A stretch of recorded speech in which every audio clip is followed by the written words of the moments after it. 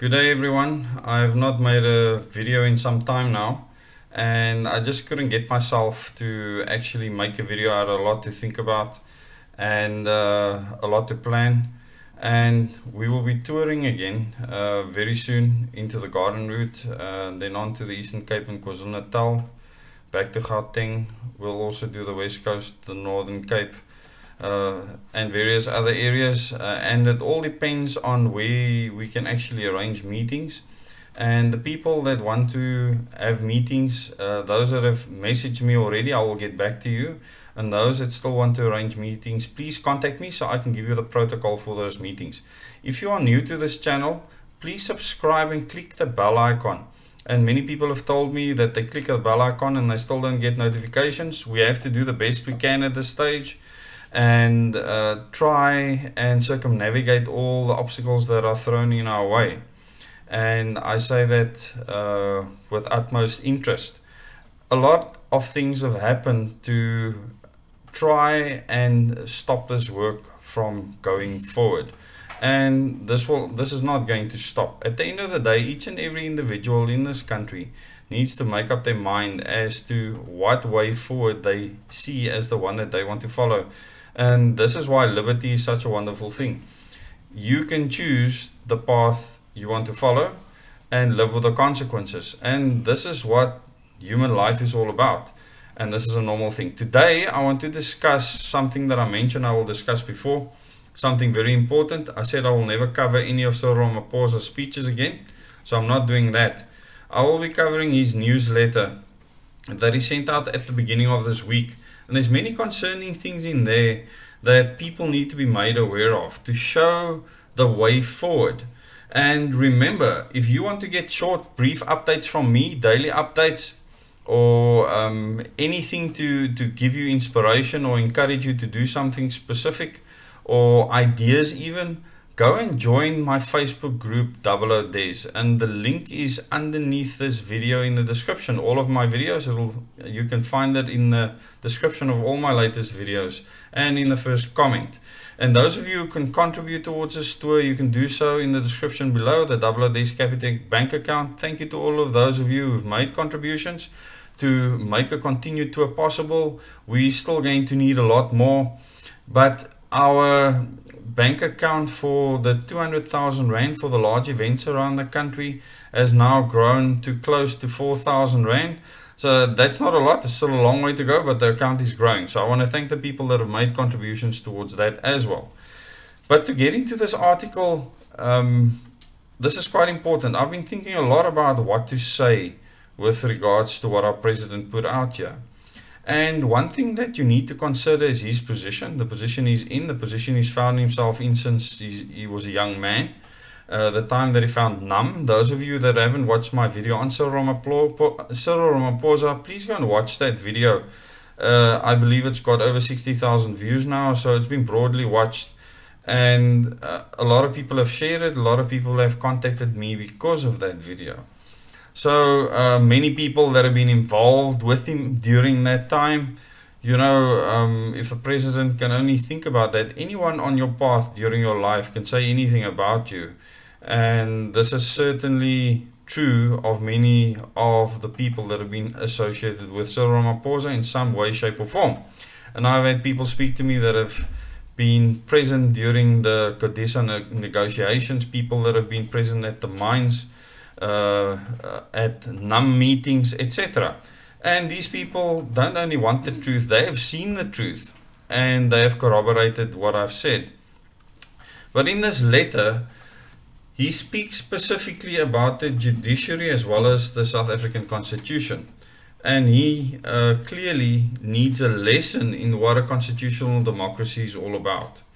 And I'm going to cover this with you because initially he speaks about him being the commander and chief of the armed forces. And I just want to read this to you. He says, "Dear fellow South African, yesterday as commander-in-chief of our country's armed forces, I officiated at the annual celebrations of the Armed Forces Day in the Castle in Cape Town. This important event is held each year on the anniversary of the sinking of the SS Mendi in 1917, in which more than 600 he has to mention the color. Black South African soldiers and 30 crew lost their lives. Now, this was a tragedy. It's horrible that anything like that took place, and it's good that he mentioned something like that. And that it needs to be remembered, but to what end? This is always what I say. When you say something, how are you going to let that contribute towards the future and freedom especially? Because those people certainly weren't free while they were on that ship.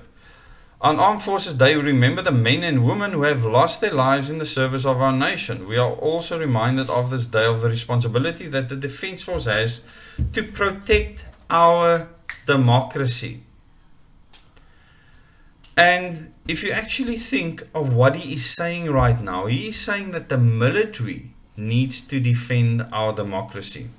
This is an important concept as I continue. The Constitution asserts that the primary object of the Defence Force is to defend the Republic. Now he calls it the Republic, and I'm glad that he thinks that. He says its territorial integrity and its people in accordance with the Constitution. So he brings the military and the Constitution together, and this is important to understand. The Constitution actually lays out how the military works. And this is where the problem lies. And the one thing that he does not mention throughout this entire article is how provisions were made to change the Constitution for very good reason. And that the people can make this happen. In other words, you and me and everyone else, if we stand together and we're not happy with the way the Constitution is handling things in the country, and many people aren't happy right now, we can change it, and certainly need to change it. And this is important when you actually look at what is being said later in the article. He says, while the Defence Force is the only lawful military force in the country, the responsibility to defend our democracy and uphold our Constitution rests with each one of us. So with this, he is saying that the current Constitution needs to be upheld by everyone. Our democratic, well, that would include him, and then maybe he should read it and understand it. While the Defence Force is the only lawful military force in the country. So he says the only lawful military force. So why is he using that during the pandemic on the citizens of the country? On the beaches of the country? Were we going to have a foreign invasion? I just wonder about that. And Judge Norman Davis actually in his court judgment, which I will still cover with you in detail, as I said, he mentions the military standing on the beaches with machine guns, automatic rifles against the public, when their job is, as Cyril said, to defend the Republic, not a virus, and to defend the borders and the boundaries of the country and that integrity. Maybe he should have sent the entire military to Beitbridge or some of the other ports where gazillions of people tried to enter the country, many of them illegally. Our democratic constitution is the product of years of sacrifice and struggle, he says. While I beg to differ, this constitution was not written by the people who were part of the real struggle, the real people that suffered on the ground. The people in that meeting, they had fancy suits, were wearing fancy shoes, they lived in fancy houses. But that for another day. Many South Africans endured great pain and hardship, and many lost their lives so that we could live in a democracy where all may enjoy equal rights. Now, I could probably spend a couple of hours just talking about that sentence. And the first part that he does not understand is a democracy. He does not understand what it means to live in a democracy, and if he wants to equate our constitution with democracy, he is sadly mistaken. Because firstly, the people have so little say. People are given all these rights, and he says equal rights, okay? Are given all these rights in the constitution, but if those rights are there, why are they not delivered to the people by the government? Because it's not the government's job. Those rights shouldn't be there the way they are written. And what it is a coup on our freedom, because you make yourself beholden to the government. And they always knew this. And what he's trying to do is fool people with these words. Then he says the values, principles and rights contained in the Constitution are neither trivial nor abstract. Well, they abstract to every person that lives in an informal settlement, because their right to a house is certainly not, even when it's written in the Constitution, not possible. And secondly, it is not given. So it's pointless that it's in the Constitution to begin with. They directly affect the daily lives of millions of people, preventing the arbitrary use of power. Wow. He says the Constitution prevents the arbitrary use of power. Our government has gone ahead and used whatever power they wanted during this entire pandemic period. And it was arbitrary because the courts have found against the government on numerous occasions. Providing protection to the vulnerable. So he says the Constitution provides protection. I want to ask him if the government actually provides protection under the Constitution to the vulnerable. And advancing the access of all people to shelter, water, healthcare, education, and social support. Now he's very clever here. He's saying advancing the access to. Get out of jail card. That's the easiest thing, to tell people they will have water, they will have shelter, they will have healthcare, they will have education and social support. People are being kicked out of school now, kids, if they don't have a full vaccination card. So how is he advancing this? He needs to think about what he says. Let me continue. The Constitution is also vital to maintaining a system of checks and balances to prevent the abuse and concentration of power to the detriment of the people. How has that worked out for us up until now? And this is why we need to change, not only in the Constitution, and the Constitution allows us, we need to change with the judiciary. And the Constitution, once again, allows us. The three arms of the state, the legislature, here he mentions it, the executive and the judiciary, each have a role to play in ensuring accountability and adherence to the rule of law. And just what we saw during this pandemic makes it clear that this is not working in our country. Not if you want freedom. If you want this new world order system and this new normal, then that is good and well. The Constitution, the judiciary and the executive is fully set up right now to fail the people that want freedom and independent thought. Without these checks and balances, without each arm of the state fulfilling its responsibility, without adherence to the Constitution, our democracy is vulnerable and worthless. Well, he just said it. It's vulnerable and worthless. There we go. I'm glad that he could actually get that out of his mouth. We should therefore be concerned when those who occupy prominent positions in society make statements that demonstrate a disdain for the basic principles of our Constitution. They not actually show disdain for the principles of the Constitution. They want the Constitution enforced. And they want the parts of the Constitution that take our freedom away changed. And it's not just me. It's not just my wife.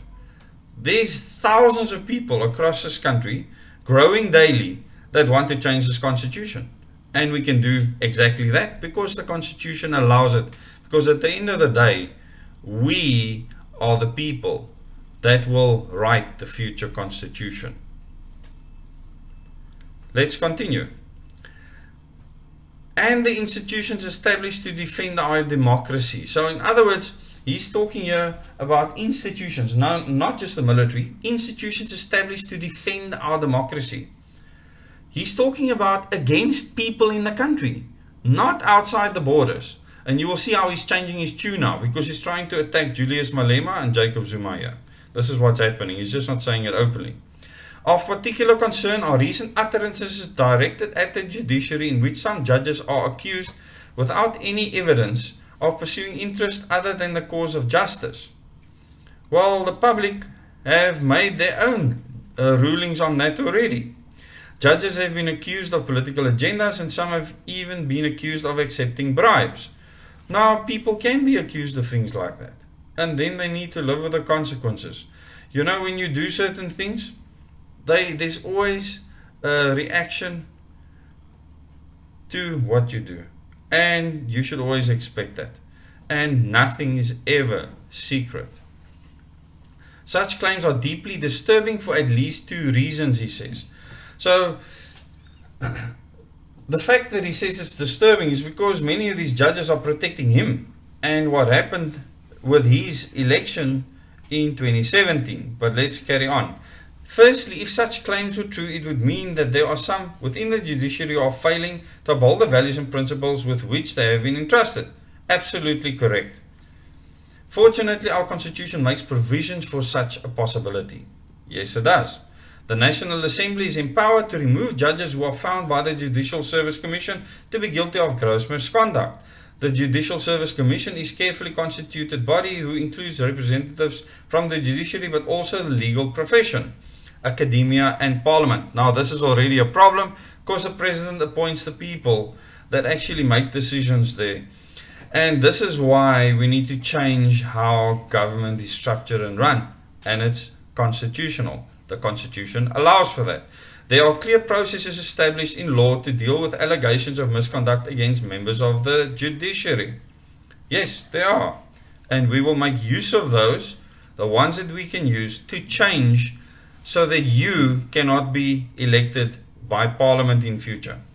Let's continue. Anyone who has evidence of any wrongdoing by any judge should make use of the avenues provided in our Constitution and in our law to ensure that appropriate action is taken. What he is saying here is don't spread rumors, don't say things, take action. This is what he's saying. When a judiciary is captured, how can you use the judicial system to fix it? I want to ask him that. He needs to think about that. Anyone who has evidence of any wrongdoing by any judge should make use of the avenues provided in our Constitution and in our law to ensure that appropriate action is taken.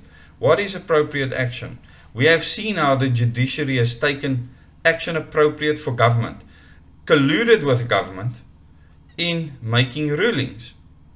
We are seeing evidence for this. So for the president to say that the judiciary is above reproach is absolutely ridiculous, to say the least. The fact that the court cases are going his way because it's government fighting the citizens does not mean the judiciary is independent. It means otherwise. Without the presentation of evidence to support these claims and unless referred to the relevant authorities, all that such allegations do is to undermine the judiciary and the important function that it performs in our democracy. Now, this is the whole point. When you have a flawed judiciary and they actually rule for government and not the people, and you can see this in the judgments, how it's written and how it's delivered. The people can change the judiciary. And the one thing the president needs to understand is that we are going to do that. And there's nothing he can do to stop that. He doesn't have the power at all to stop that unless he wants to use the military again on his own people or his own intelligence services on his own people, as he has been doing, as I have made clear in my videos. Of course, South Africa is a free country with a constitution that guarantees freedom of expression and opinion. However, now that's as good as saying I don't agree with what I've just said. However, when some in position of responsibility choose to use these freedoms to undermine our constitutional order, they should be reminded of the possible consequences of their utterances. What is that a veiled threat, Mr. Ramaphosa? One of these possible consequences is the erosion of trust in the judiciary and our constitutional order. It's already eroded, Mr. Ramaphosa. As former Chief Justice Sandile Nkobo said in an address in 2010, without public confidence in the ability of the courts to disperse justice, there can be no faith in the rule of law. That's long gone, Mr. President. Without faith in the rule of law, valuable relationships of trust within society begin to break down. Long way down that road. Citizens can no longer be assured that their rights will be respected. This is still quoting the Chief Justice. Businesses can no longer be assured that their contracts will be honored. Victims of crime can no longer be assured that justice will be served in court. Public confidence is therefore vital. Well, then we need to change the system if you want to get the confidence back. That confidence does not exist at this stage. He continues, that is why the courts must not only be independent and effective, they must be seen to be independent and effective. We don't see them to be independent and effective because the evidence suggests that they are not. And we have a right to think that, Mr. President. We should therefore not take attacks on the judiciary lightly. What is he trying to say? veiled threat again. Such attacks shake the very foundation of our constitutional democracy. Unless supported by evidence, such claims undermine confidence in our courts and weaken our constitutional order. The constitutional order is to control this nation completely, impoverish us, and put us in a welfare system. This is basically our constitutional order. So we want to change that constitution, Mr. President. In all our actions, we need to take heed of section 1653 of the Constitution, which says, and this is important, this is the crux of what he's trying to get to, and I quote the Constitution. This is section 1653. No person or organ of state may interfere with the functioning of the courts. Interfere with. So is he trying to say that Julius Malema making accusations and Jacob Zuma making accusations and me making accusations, or whoever making accusations, that we are interfering with the functioning of the courts? We are not. What we are doing is stating our opinion, and other people can base their opinion based on what they see the courts rule. We cover the rulings of the court. This maybe wasn't done the way we are doing now, to that extent, to make people aware.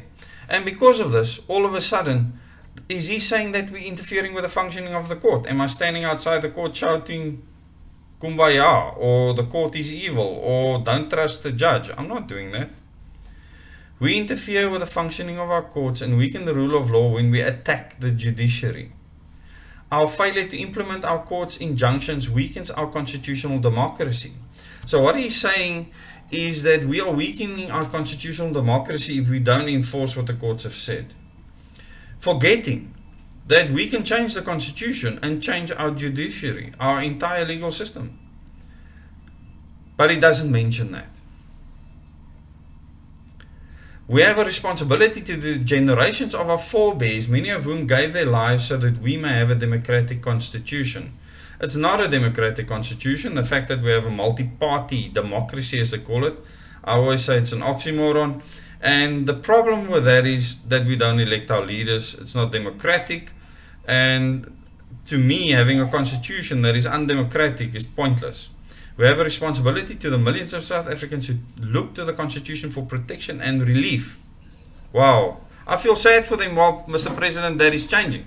They don't look towards the Constitution for relief anymore, or protection anymore. They don't. And that is what is changing right now. And once again, there's nothing you can do about it. And we have a responsibility to future generations who will look to this Constitution as a foundation of a stable, peaceful and just nation.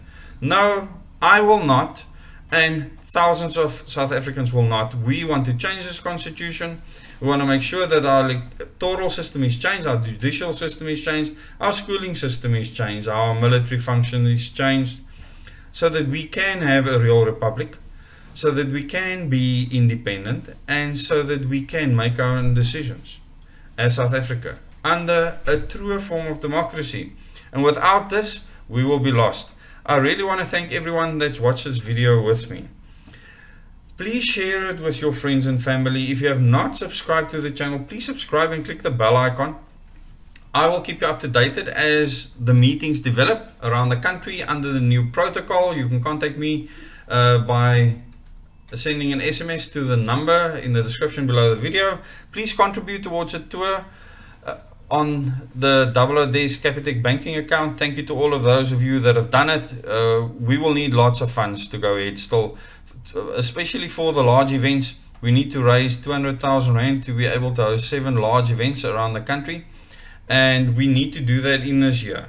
For people to come together in large numbers, or much larger numbers when allowed, to be able to experience togetherness and actually just share time together. I think this is very important, and there's lots that I want to say to the people during those meetings, and they won't be as long as my other meetings, but it's going to be special, and this is what I envisage with those events.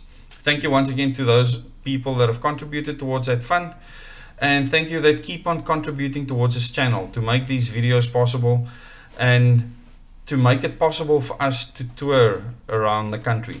Become a part of the solution and become independent first. Become independent of mind Become your own government first, and once you do that, you'll start looking at our current government in a very different way. I don't want to attack the government, I want to attack the people that control them, and what we need to do is establish a whole new system. And I really want to thank you for watching this video with me. Please share, as I've said earlier. Thank you very much. Till the next video.